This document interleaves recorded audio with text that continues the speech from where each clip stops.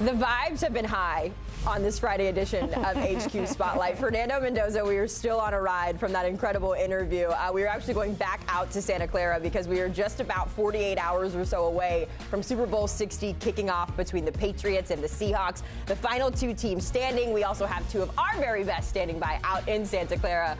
Our Pete Prisco and Kyle Long joining us live from all of the action. I'm sure you guys are having no fun at all as well. We're going to get into some bold predictions for the final time in this 2025-2026 season. Pete, I'm going to start with you first. We're talking Seahawks defense. Give me a bold prediction for the Seahawks defense. I'm just glad a guy as happy as I am, as positive as I am, gets to follow Fernando Mendoza. We're so much alike. I mean, so it's amazing. I think Seattle's going to have 6 sacks in this game. I think they're going to be dominant on the defensive line. 6 might actually be low. If you look at it, New England's given up 5 in every single playoff game, 15 in the playoffs. Drake Maye has not played well against pressure. Their offensive line's not very good. 6 sacks for the Seattle Seahawks. Pete, I don't know how often we do this, but I'm in agreement with you. Wow. And you know what? I wrote the number down as 4, but now that you mentioned 6, I could see it happening. And the reason I said a low number being impressive for the Seattle defense is the way Josh McDaniels has been prioritizing protection for Drake Maye. We talked about the edge, the left edge of that offensive line having some issues. In Denver, I saw a lot of cut blocks, a lot of quick game. But you can't control what happens in the A-gap. What's the shortest distance between 2 points? Straight line. And the little short straight line is from the A-gap to Drake Maye. I anticipate that happening a lot, Haley. All right, so we're expecting some sacks when it comes to this Seahawks defense, calling themselves the dark side. By the way, the first Super Bowl matchup where both head coaches are defensive-minded since 2016. All right, Pete, take us to the offensive side of the ball here when it comes to the Seahawks. What's your bold prediction? Rashid Shaheed has 100-plus receiving yards and 1 touchdown. And the reason I say that is I think they're going to make Smith and Jigma priority number 1.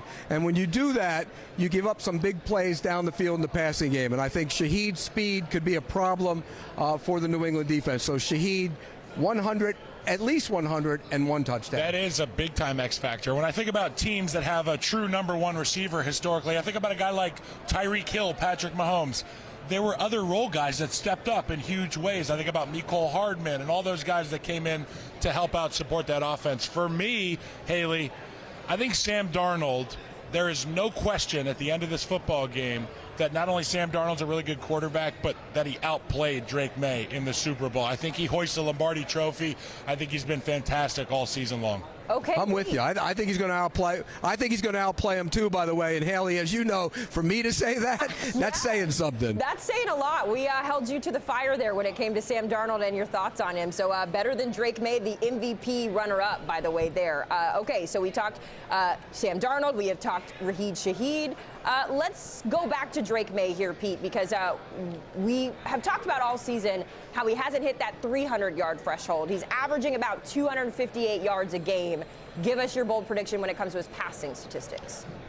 I don't think he's going to throw for 200 yards in this game. And I think they're going to have real problems, like I said, with the defensive line. But more than that, he hasn't played very well. He's completing less than 60% of his passes in the playoffs. Everybody will say, well, they played good defense. And sure, the Chargers are a good defense, the Texans are a good defense, and the Broncos are a good defense, and it was in the weather conditions. I get it.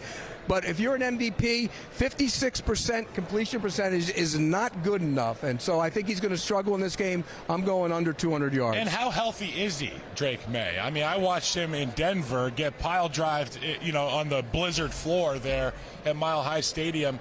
And that's a shoulder issue, and we haven't seen him since then. So I'm interested to see how that goes. I do think a guy that will step up for the New England Patriots and for our guy Drake Maye is Mac Hollins. He's kind of been an unsung hero the whole way through it, all of his stops in his NFL career, but there's always that one big play. We saw the what do they call the play? You hand it off, you throw it back to the quarterback, and he launches it downfield to Mac Hollins. There's going to be 1 or 2 of those in there. He will make the big plays. Yeah, and look, somebody's going to have to make the big plays because they're going to have to get the ball out of his hands quickly and getting the ball. He's a 50-50 guy. He can win those 50-50 balls. He's not going to run by anybody, but he can win those. But so you think he's going to have what? I think Mac Hollins, let's call it 3 catches, 63 yards. He's going to have a big explosive one. You know what's bold? When they got to have it, they're going to get him the football at some point. He's like Leger. He doesn't make him bold enough. I mean, what do you want? I think an Eagle is going to come down and get. What do you want from me, man? They're going to get 5 sacks. That's pretty bold. Sam Darnold's going to outplay Drake Maye, the second-place vote getter in the MVP. That's bold. And Mac Hollins, not the best receiver, is going to have a damn good game, Haley. Look, you know more than anybody, Kyle, that Pete's expectations for bold are like always here for everybody else. So they're bold for me, and that's what matters. Before we let you go, guys, because I know that you've got so many things going on out there in Santa Clara, got to get a Super Bowl pick from you. So, Kyle, I'll come to you first. You said Seahawks before. Are you sticking with the Seahawks here? I'm sticking with the Seahawks. I'm thinking 24-17 Seattle.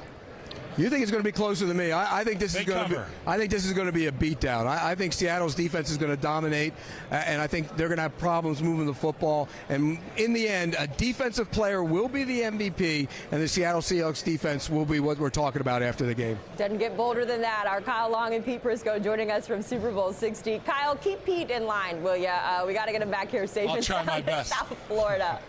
Always good checking in with our fellas. Appreciate the time. Man, today has just been such a fun day out there in San Francisco. One final look at those Super Bowl 60 specs. Of course, we've talked about it all. 2 weeks long, really a rematch from that Super Bowl where the Patriots won 28-24. We'll see who wins this round. Both of our experts lean in Seahawks in 26.